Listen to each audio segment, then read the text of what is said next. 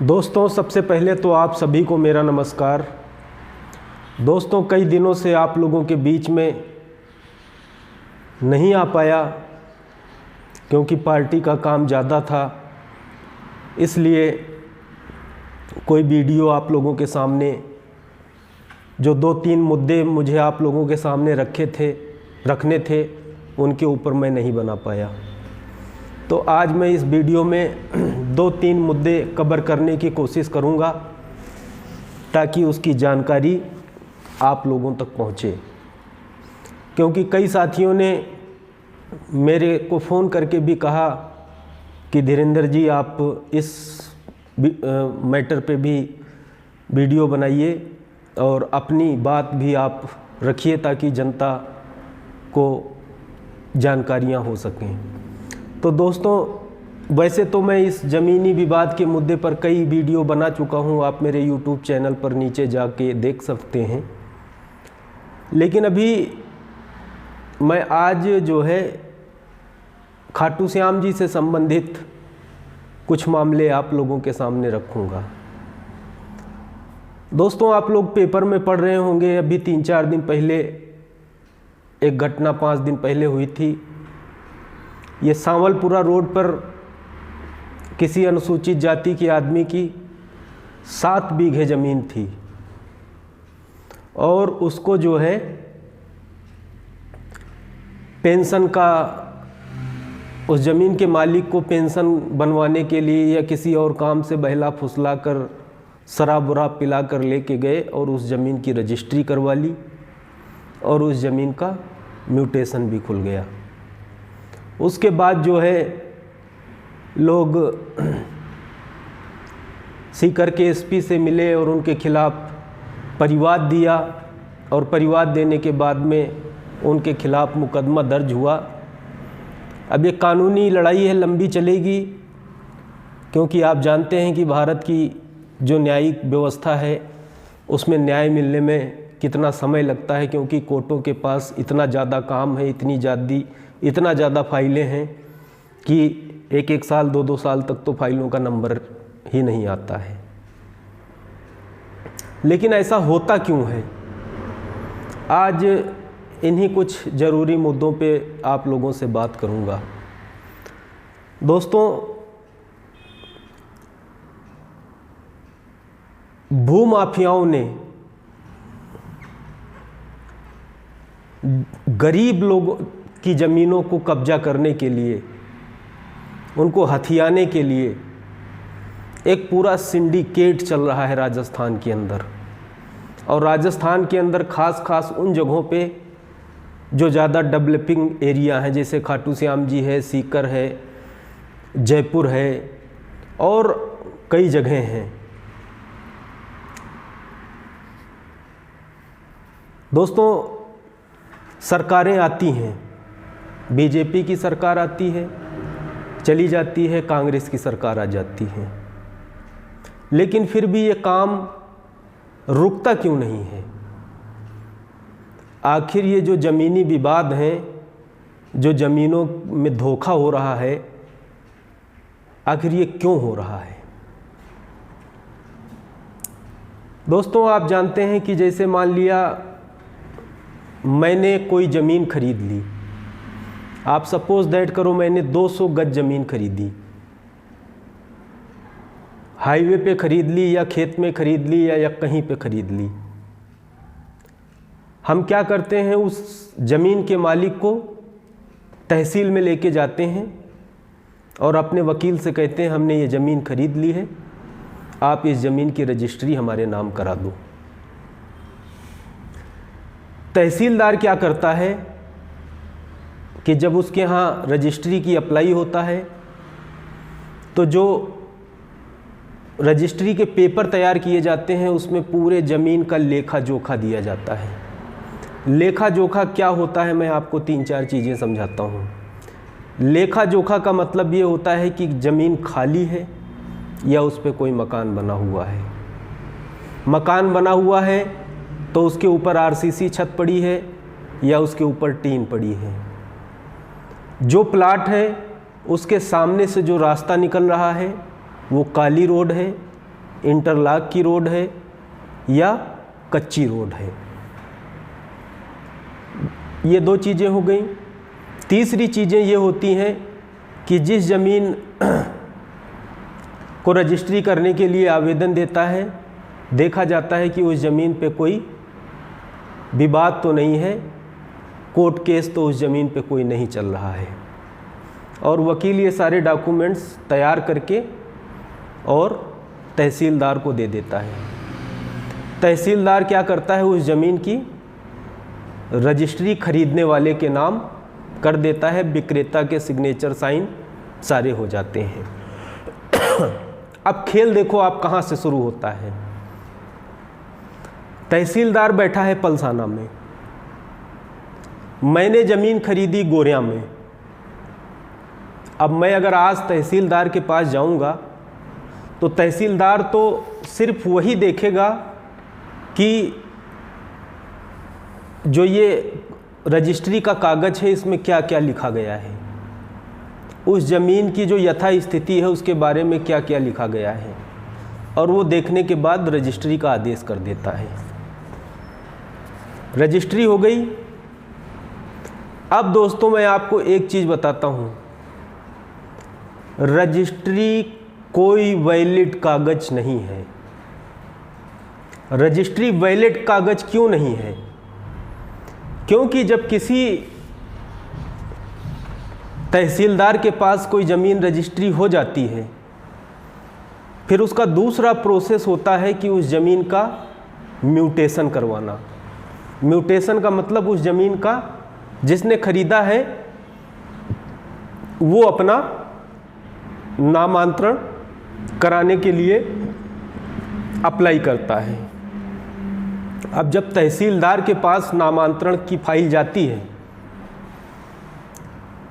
तो जो रजिस्ट्री के कागज़ में जो उस ज़मीन का जो ब्यौरा दिया गया है उसकी जांच के लिए वो पटवारी को लिखता है, और उसकी एक कॉपी पटवारी को उपलब्ध करा दी जाती है कि आप जाके देखो कि जो ज़मीन के बारे में इस रजिस्ट्री के पेपर में जो लिखा गया है ये सारी चीज़ें सही हैं या गलत हैं।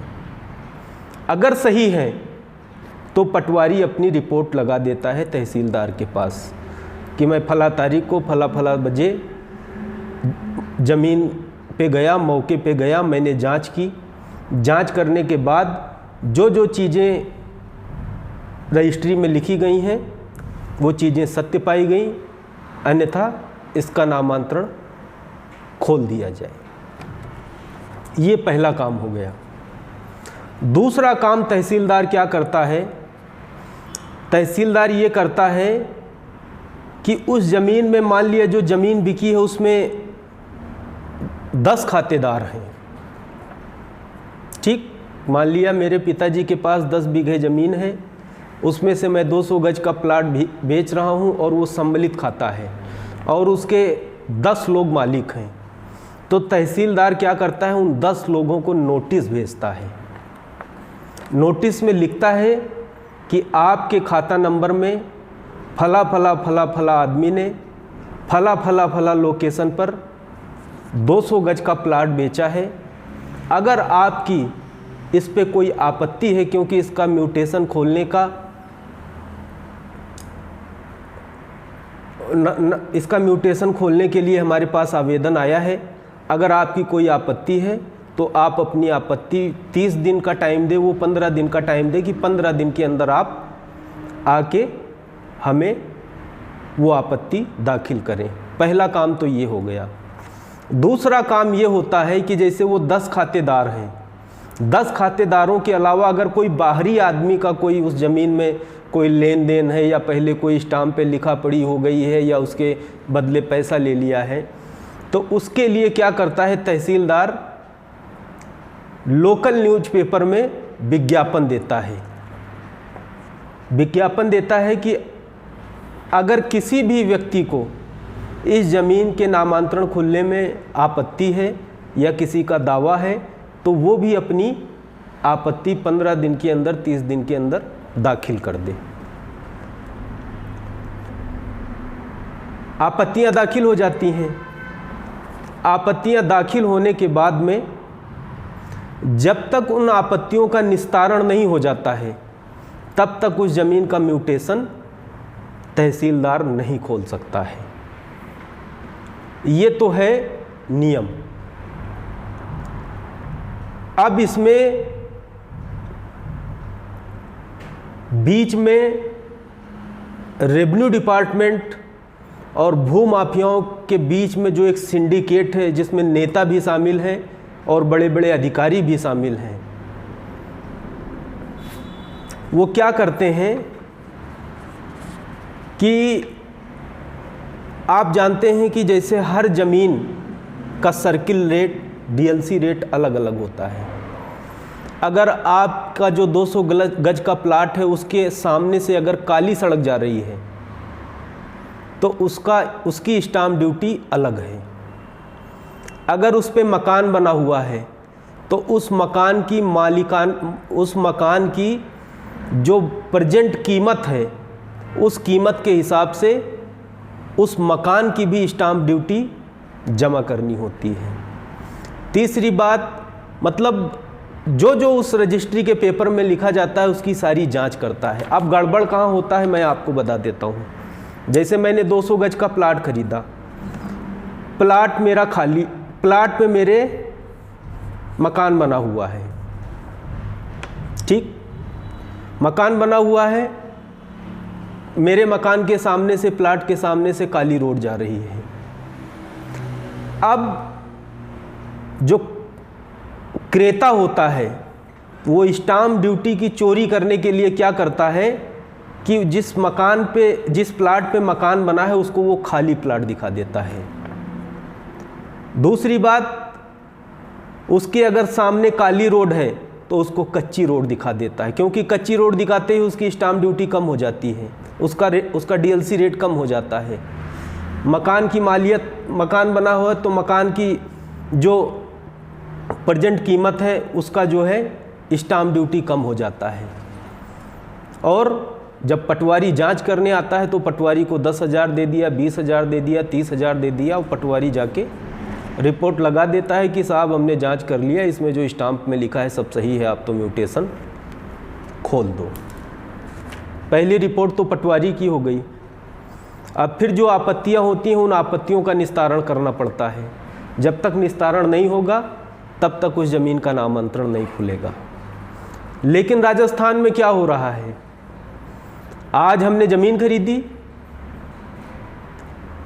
25 तारीख को ज़मीन खरीदी और 26 तारीख को उसका म्यूटेशन खुल गया। 26 तारीख को म्यूटेशन खुल गया। वो क्यों खोला जाता है? म्यूटेशन इसलिए खोल दिया जाता है जल्दी कि अगर इसमें कोई दूसरा हिस्सेदार हो या इस ज़मीन को किसी षड्यंत्र से लिया गया हो तो उसका वो कोर्ट में क्लेम ना कर सके। तो इसलिए, क्योंकि म्यूटेशन खुलने के बाद ही असली मालिकाना हक मिलता है, रजिस्ट्री से कोई मालिकाना हक नहीं मिलता है। दूसरी चीज़ क्या है, भूमाफिया क्या करते हैं। भूमाफिया ने 10 बीघे ज़मीन देखी कि यहाँ हमको प्लाट खरीदना है, तो वो क्या करेगा, वो 10 बीघे ज़मीन की रजिस्ट्री नहीं कराता है, क्योंकि रजिस्ट्री कराएगा तो उसको स्टाम्प ड्यूटी देनी पड़ेगी। स्टाम्प ड्यूटी देनी पड़ेगी, राजस्व में बढ़ोतरी होगी।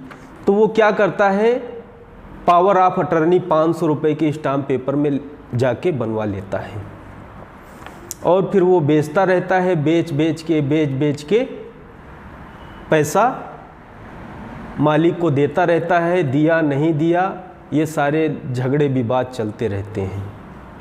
यूपी गवर्नमेंट ने क्या किया, मैंने इस बात को आप मेरे ट्विटर हैंडल पे जाके, ये 7 जून 2023 का मामला है। 7 जून 2023 को यूपी सरकार ने पावर ऑफ अटर्नी का कंसेप्ट ख़त्म कर दिया।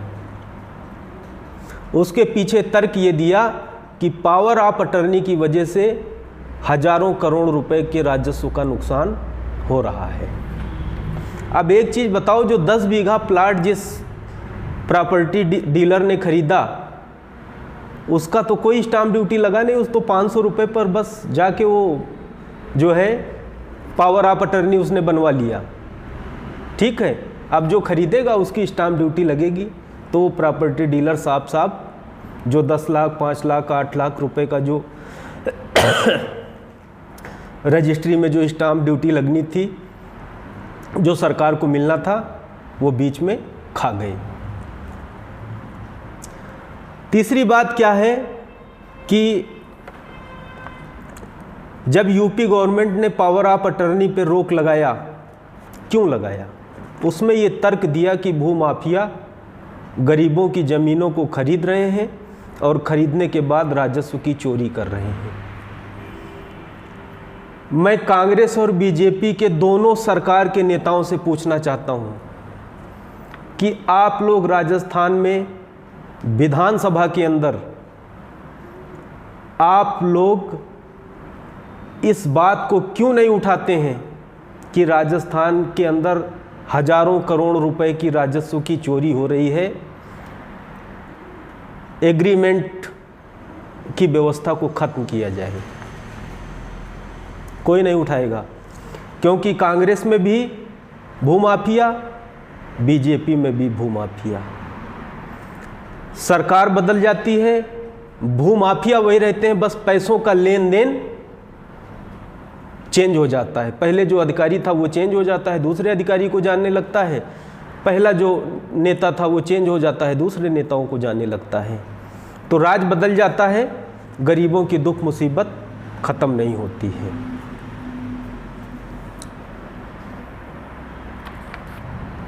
अब एक चीज बताओ आप, ये सारे नियम होने के बाद में ना तो कोई पेपर में विज्ञापन निकलता है, ना तो कोई नोटिस दिया जाता है दोनों पार्टियों को, क्रेता और विक्रेता दोनों को, और उसका म्यूटेशन खोल दिया जाता है। इसको लेके अभी हाई कोर्ट ने रिसेंटली, राजस्थान हाई कोर्ट ने 2 महीने पहले नीम के थाना के कलेक्टर, एसडीएम सबको तलब किया कि म्यूटेशन खोलने की इतनी जल्दी क्या थी? आज ज़मीन खरीदा, कल म्यूटेशन खरीद कर दिया आपने। ठीक है, लेकिन ये अधिकारी पेश हुए हैं, वो मामला चल रहा है, उसमें देखो कोर्ट का क्या डिसीजन आता है। वो जो डिसीजन आएगा उसके बारे में मैं आपको बताऊंगा। तो ये एक जमीन लूटने का ये आसान तरीका है। जमीन, अब मान लिया मेरे पास 10 बीघे ज़मीन है, हमारा फैमिली सेटलमेंट हो गया, परिवार में हम लोगों ने बैठ के कर लिया कि 2.5 बीघे इसके पास, 2.5 बीघे इसके पास, 2.5 बीघे इसके पास, 2.5 बीघे इसके पास। ठीक, पारिवारिक बंटवारा हो गया, वो किसी का रिकॉर्ड में नहीं हुआ, तहसील में नहीं हुआ, हमने कर लिया। अब ए बी सी नाम के 4 प्लाट हैं, ए बी सी और डी के 4 प्लाट हैं।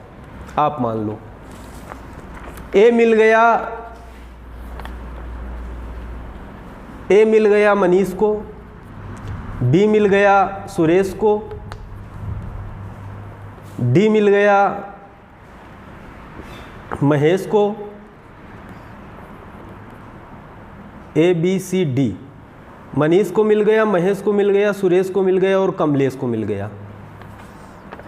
अब मनीष अगर ज़मीन अपनी 2.5 बीघे उसके हिस्से की जो ज़मीन है, अगर वो ज़मीन बेचना चाहता है तो जो उसके हिस्से में 2.5 बीघे ज़मीन आई है वही तो बेचेगा ना,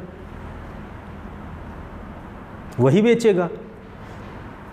अब मनीष ने क्या किया? मनीष ने अपने 2.5 बीघे की हिस्से, जो चौहद्दी लिखी जाती है, उत्तर कौन, दक्षिण कौन, पूरब कौन, पश्चिम कौन, अब मनीष ने क्या किया? अपनी 2.5 बीघे में से ज़मीन नहीं बेचा, क्योंकि खाता वो सम्मिलित है, उसने जाके ज़मीन बेच दिया महेश के खाते में। अब ये भाइयों में यहाँ विवाद शुरू हो गया, भाइयों में विवाद शुरू हो गया। उसने कहा तेरे हिस्से यहाँ थी, तूने मेरे हिस्से में क्यों बेच दिया? अब वो गरीब आदमी कोर्ट कचहरी के चक्कर काटते काटते बर्बाद हो जाता है। तो इसमें 3-4 बदलाव करने की अगर सरकार की नीयत अच्छी हो तो मैं सजेशन देना चाहता हूँ, सरकार 3-4 बदलाव इसमें करे। एग्रीकल्चर लैंड हो, कॉमर्शियल लैंड हो, कोई भी लैंड हो, जब तक उस ज़मीन, अगर कोई भी व्यक्ति रजिस्ट्री कराने जाता है, रजिस्ट्री के लिए आवेदन करता है, तो सबसे पहले उस ज़मीन का फैमिली सेटलमेंट होना चाहिए और सबके खाते अलग होने चाहिए। क्योंकि अगर महेश के हिस्से में अगर ए प्लाट आया है तो महेश ए प्लाट में ही ज़मीन बेचे, वो बी सी डी में ना बेच पाए। पहला कारण तो ये हो गया।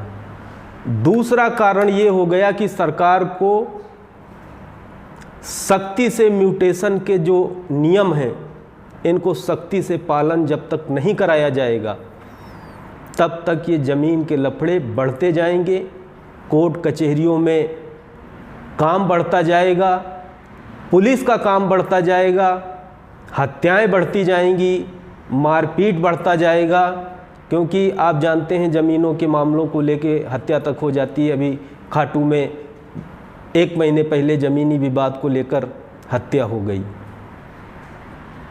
तो मैं सरकार से अपील करता हूं और आप लोगों से अपील करता हूं कि इस वीडियो को आप लोग ज़्यादा से ज़्यादा शेयर करें, ताकि सरकार हमारे इस सुझाव पर ध्यान दे और ये छोटे छोटे सुधार करके ये जो छोटे छोटे गरीब किसान मज़दूर हैं, इनको राहत मिले। तो दोस्तों, यही बात आप लोगों को बताना था, तो आप लोगों के सामने आया हूं और अपनी बात मैंने रखी है। अब आपसे जुड़ने का और अपनी बात रखने का मेरे पास ये सोशल मीडिया प्लेटफॉर्म के अलावा कोई दूसरा रास्ता नहीं है। उसका कारण मैं बता देता हूं। मैंने जो 1-2 साल की,